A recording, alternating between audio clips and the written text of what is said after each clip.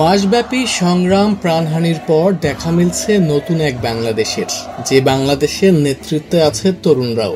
সাবেক প্রধানমন্ত্রী শেখ হাসিনার দেশ ত্যাগের পর ডাক্তার মোহাম্মদ ইউনূসকে প্রধান করে তৈরি করা হয়েছে অন্তর্বর্তীকালীন সরকার। মন্ত্রিপরিষদ বিভাগ থেকে মোট 17 জন উপদেষ্টাকে মনোনীত করা হয়েছে, যার মধ্যে রয়েছে কোটা বিরোধী আন্দোলনের অন্যতম সমন্বয়ক নাহিদ ইসলাম ও আসিফ মাহমুদ সজীব ভুইয়া, যাদের হাত ধরে এগিয়ে যাওয়ার স্বপ্ন বুনছে এদেশের আপামর জনতা। এই দুইজন বাদে বাকি সমন্বয়কদের সবাই বেশ অভিজ্ঞ ও সর্বজন স্বীকৃত। ফিচার বাংলার আজকের পর্বে জানব অন্তর্বর্তীকালীন সরকারের সেই উপদেষ্টাদের কার কি পরিচয়।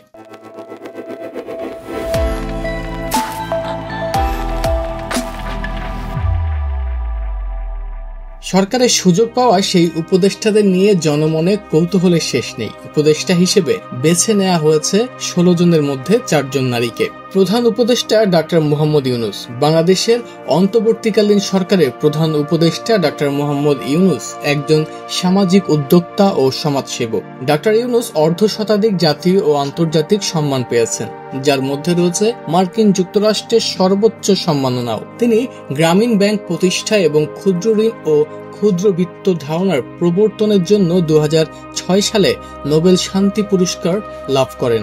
ডাক্তার সালেউদ্দিন আহমেদ। বাংলাদেশ ব্যাংকের নবম গভর্নর ছিলেন ডাক্তার সালেউদ্দিন আহমেদ। একই সঙ্গে তিনি বাংলাদেশের একজন বিশিষ্ট অর্থনীতিবিদ। ডাক্তার ফখরুদ্দিন আহমেদ দায়িত্ব ত্যাগের পর তিনি 2005 সালের 1 মে গভর্নর হিসেবে দায়িত্ব লাভ করেন এবং 2009 সালের 30 এপ্রিল পর্যন্ত এই পদেই অধিষ্ঠিত থাকেন।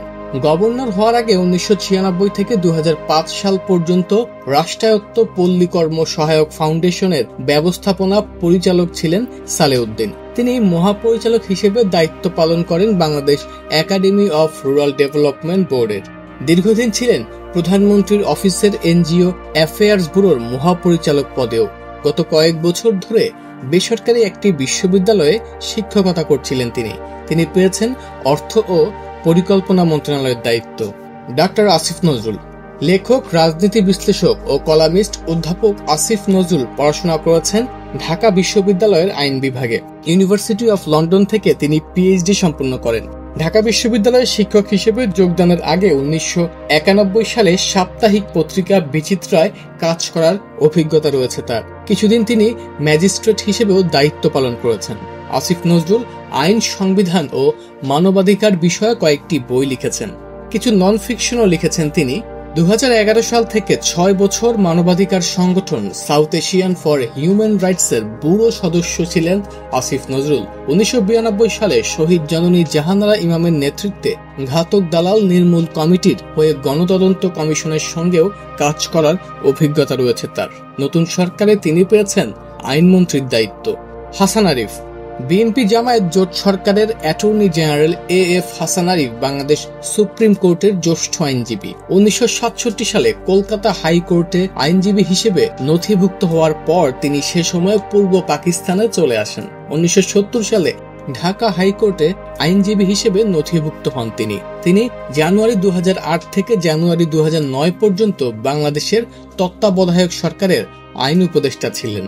সেনাশাসক হুসেইন মোহাম্মদ এরশাদের আমলে 1982 সালের এপ্রিল থেকে 1985 সালের আগস্ট পর্যন্ত সহকারী অ্যাটর্নি জেনারেল, 1985 সালের আগস্ট থেকে 1996 সালের মার্চ পর্যন্ত ডেপুটি অ্যাটর্নি জেনারেলের দায়িত্ব পালন করেন। তিনি বর্তমান অন্তর্বর্তীকালীন সরকারের স্থানীয় সরকার ও পল্লী উন্নয়ন মন্ত্রণালয়ের দায়িত্ব পেয়েছেন।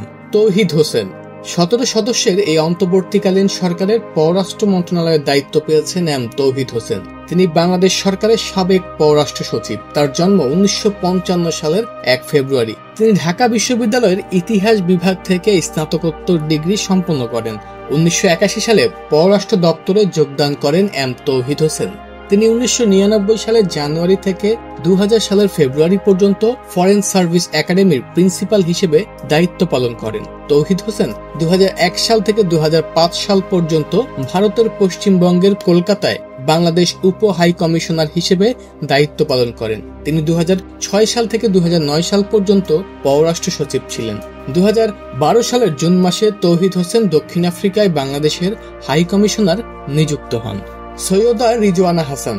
পরিবেশ অধিকার কর্মী সৈয়দা রিজওয়ানা হাসান নতুন অন্তর্বর্তীকালীন সরকারের পরিবেশ, বন ও জলবায়ু পরিবর্তন বিষয়ক মন্ত্রণালয়ের উপদেষ্টা হয়েছেন। তিনি সুপ্রিম কোর্টের আইনজীবী।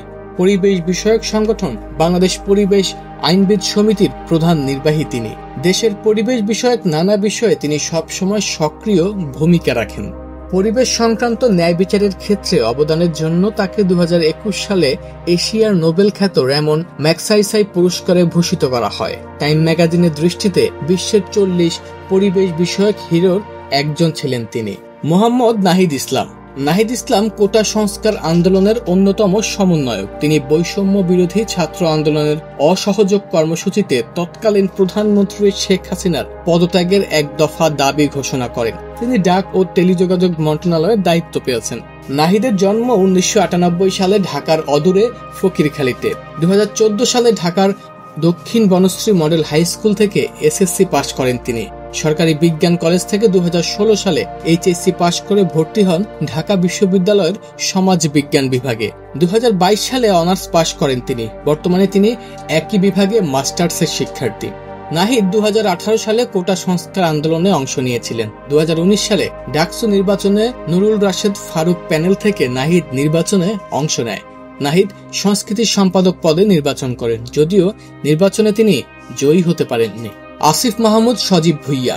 আসিফ মাহমুদ সজীব ভুইয়া কোটা সংস্কার আন্দোলনের অন্যতম সমন্বয়ক। তিনি বৈষম্য বিরোধী ছাত্র আন্দোলনের অসহযোগ কর্মসূচিতে তৎকালীন প্রধানমন্ত্রী শেখ হাসিনার পদত্যাগের এক দফা দাবি ঘোষণা করেন। আসিফের জন্ম 1998 সালে কুমিল্লায়। 2015 সালে ঢাকার নাখালপাড়া হোসেন আলী হাই স্কুল থেকে এসএসসি পাশ করেন তিনি। এরপর আদমজী ক্যান্টনমেন্ট কলেজ থেকে এইচএসসি পাশ করেন 2017-18 সেশনে। পরবর্তীতে ঢাকা বিশ্ববিদ্যালয়ের ভাষা বিজ্ঞান বিভাগে ভর্তি হন তিনি। বর্তমানে তিনি সেখানকার মাস্টার্সের শিক্ষার্থী। 2018 সালে কোটা সংস্কার আন্দোলনেও সক্রিয় ছিলেন আসিফ। সে সময় নাহিদ ইসলামের সঙ্গে পরিচয় ও বন্ধুত্ব হয়। তারা একই সঙ্গে বিশ্ববিদ্যালয়ে নানা আন্দোলনে সক্রিয় ছিলেন। তিনি ছাত্র অধিকার পরিষদের রাজনীতিতে সক্রিয় ছিলেন। তিনি পেয়েছেন বর্তমান সরকারের যুব ও ক্রীড়া মন্ত্রণালয়ের দায়িত্ব। ব্রিগেডিয়ার জেনারেল অবসরপ্রাপ্ত এম সাখাওয়াত হোসেন। নতুন অন্তর্বর্তী সরকারের স্বরাষ্ট্র মন্ত্রণালয়ের উপদেষ্টা হয়েছেন এম সাখাওয়াত হোসেন। তিনি সাবেক নির্বাচন কমিশনার। 1966 সালে তৎকালীন পাকিস্তান সেনাবাহিনীতে কমিশন লাভ করেন তিনি। 1975 সালের ডিসেম্বর পর্যন্ত ঢাকায় 46 ব্রিগেডে স্টাফ অফিসারের দায়িত্ব পালন করেন। এরপর 1979 থেকে 1981 সাল পর্যন্ত সেনা সদরে গুরুত্বপূর্ণ অপারেশন ডিরেক্টরেটে দায়িত্ব পালন করেছেন। 2007 থেকে 2012 সাল পর্যন্ত তিনি নির্বাচন কমিশনার হিসেবে দায়িত্ব পালন করেন। এরপর 2019 সাল থেকে তিনি নর্থ সাউথ বিশ্ববিদ্যালয়ের গবেষণা প্রতিষ্ঠান South Asian Institute of Policy and গভর্নেন্সের জ্যেষ্ঠ ফেলো হিসেবে যুক্ত রয়েছেন। সুপ্রদীপ চাকমা। সুপ্রদীপ চাকমা সাবেক রাষ্ট্রদূত ও সচিব। তিনি নতুন অন্তর্বর্তী সরকারের উপদেষ্টা হিসেবে নিয়োগ পেয়েছেন। তিনি গত বছরের 27 জুলাই পার্বত্য চট্টগ্রাম উন্নয়ন বোর্ডের চেয়ারম্যান হিসেবে যোগদান করেন। 1985 বিসিএস ব্যাচের পররাষ্ট্র ক্যাডারের কর্মকর্তা তিনি। দেশে বিদেশে সরকারের গুরুত্বপূর্ণ বিভিন্ন পদে চাকরি করার পর সর্বশেষ মেক্সিকোতে বাংলাদেশের রাষ্ট্রদূত পদ থেকে 2021 সালে অবসরে যান তিনি। দীর্ঘ কর্মজীবনে তিনি মরক্কো, শ্রীলঙ্কা, বেলজিয়াম ও তুরস্কে বিভিন্ন পদে দায়িত্ব পালন করেছেন। তিনি পররাষ্ট্র মন্ত্রণালয়ের প্রশাসন, কনসুলার, রাজনৈতিক অনুবিভাগে এবং প্রোটোকল দক্ষতা ও নিষ্ঠার সাথে বিভিন্ন শাখায় সহকারী সচিব, পরিচালক ও মহাপরিচালক হিসেবে কর্মরত ছিলেন। ফরিদা আক্তার। ফরিদা আক্তার নতুন অন্তর্বর্তী সরকারের মৎস্য ও প্রাণী সম্পদ মন্ত্রণালয়ের উপদেষ্টার দায়িত্ব পেয়েছেন। তিনি অধিকার কর্মী হিসেবে বেশ পরিচিত। তিনি 1980 এর দশক থেকেই বিশেষ করে নারী অধিকার নিয়ে কাজ শুরু করেন। উন্নয়ন বিতর্কের নীতি নির্ধারণী গবেষণা নামের একটি প্রতিষ্ঠানের নির্বাহী পরিচালক তিনি। জৈব কৃষি, প্রাণ বৈচিত্র্য নিয়ে একাধিক গবেষণামূলক গবেষণা ও কাজের সঙ্গে যুক্ত তিনি। ফরিদা আক্তার নারী গ্রন্থ প্রবর্তনা নামে নারী বিষয়ক একটি প্রকাশনা সংস্থার প্রধান। বিধান রঞ্জন রায়। সুনামগঞ্জ জুবিলি উচ্চ বিদ্যালয় থেকে এসএসসি, ঢাকা কলেজ থেকে এইচএসসি এবং স্যার সলিমুল্লাহ মেডিকেল কলেজ থেকে এমবিবিএস সম্পন্ন করেন তিনি। 2020 সালের 27 ফেব্রুয়ারি তিনি জাতীয় মানসিক স্বাস্থ্য ইনস্টিটিউটের পরিচালক হিসেবে দায়িত্ব গ্রহণ করেন। এর আগে তিনি ময়মনসিংহ মেডিকেল কলেজ হাসপাতালের মনোরোগ বিদ্যা বিভাগের প্রধান হিসেবেও দায়িত্ব পালন করেছিলেন। আফম খালিদ হাসান। আফম খালিদ হোসেন ইসলামী অঙ্গনে তুমুল জনপ্রিয়। আফম খালিদ হোসেনের মূল নাম আবুল ফয়েজ মোহাম্মদ খালিদ হোসেন। তিনি হেফাজতে ইসলাম বাংলাদেশের সাবেক নায়েবে আমির, ইসলামী আন্দোলন বাংলাদেশের শিক্ষা উপদেষ্টা, মাসিক আও তাওহীদের সম্পাদক, বালাগুজ সড়কের সহকারী সম্পাদক এবং আন্তর্জাতিক ইসলামী বিশ্ববিদ্যালয় চট্টগ্রামের কুরআনিক সায়েন্সের অ্যান্ড ইসলামিক স্টাডিজ বিভাগের অতিথি শিক্ষক।